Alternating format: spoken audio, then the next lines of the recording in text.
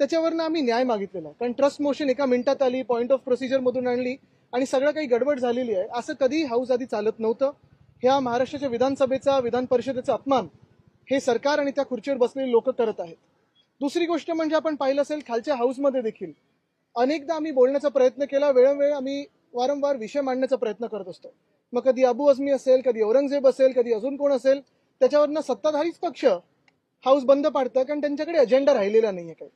आणि तिसरी गोष्ट सगळ्यात महत्वाची म्हणजे काल देखील मी तुमच्या समोर येऊन जे विषय मांडला, आम्ही प्रश्नोत्तराचा तास असेल किंवा लक्षवेधी असतील किंवा इतर कुठच्याही म्हणजे आमचा प्रस्ताव असेल, मंत्री बसतात नाही बसत, सेक्रेटरी असतात नसतात, ह्या सगळ्या विषयांवर कुठे ना कुठेतरी गांभीर्यपूर्वक चर्चा झाली पाहिजे.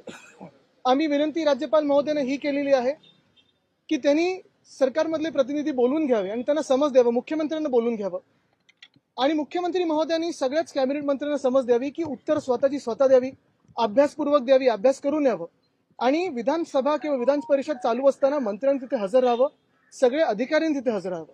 काल आपण पाहिलं असेल नाना पाटोळे साहेब बोलायला उभे राहिले तेव्हा आम्ही तर प्रश्न विचारलेच की मंत्री कुठे आहेत. एक मंत्री बसले होते, तेही तिसऱ्या रांगेत.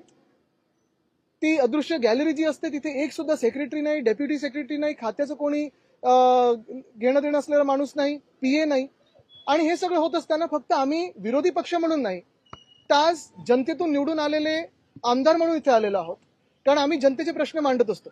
सत्ताधारी आमदारांसारखं हाऊस आम्ही बंद पाडत नाही, पण विषयांवर चर्चा करताना मंत्र्यांना गांभीर्य असायला पाहिजे. सत्ताधारी लोक काल देखील, सत्ताधारी आमदार देखील काल आमच्यासोबत सुरात सूर मिळवून त्यांनी देखील हाऊस 10 मिनिटांसाठी तहकूब करून घेतलं. कारण ते देखील म्हणतात की सत्ताधारी पक्षातले असो की विरोधी पक्षातले असो, जे काही आमच्या मागण्या असतील, कपात सूचना असतील, जे काही आमची विनंती असतील, ह्या सगळ्या चर्चेच्या तिथे मंत्र्यांकडून गांभीर्यपूर्वक विचार झाला पाहिजे. बघा, आम्ही त्याच्यासाठी आलेलो नाहीच, कारण विरोधी पक्ष नेत्याचं आम्हाला उत्तर हे अध्यक्ष महोदयांकडून येणं बाकी आहे.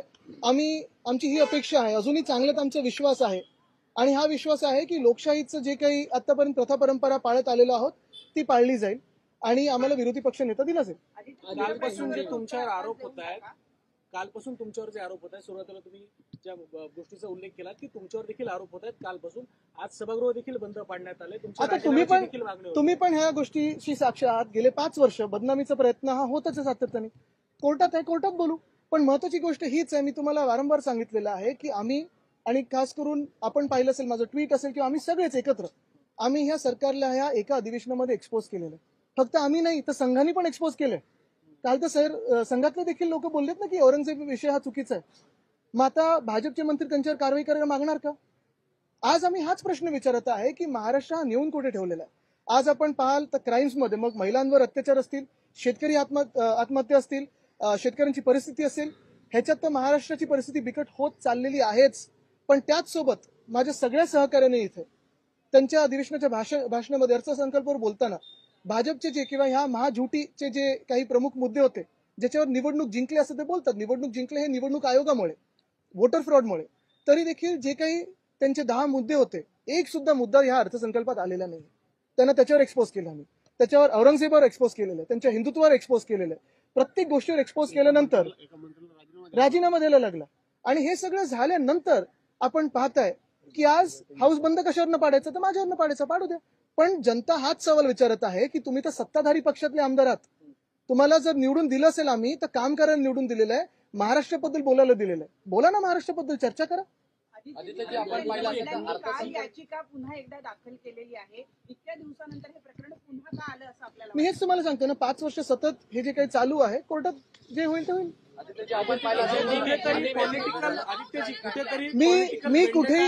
मी एकच सांगेन की परत एकदा मी तुम्हाला सांगते, 5 वर्ष बदनामीचा प्रयत्न झालेला आहे, कोर्टात असेल तर कोर्टात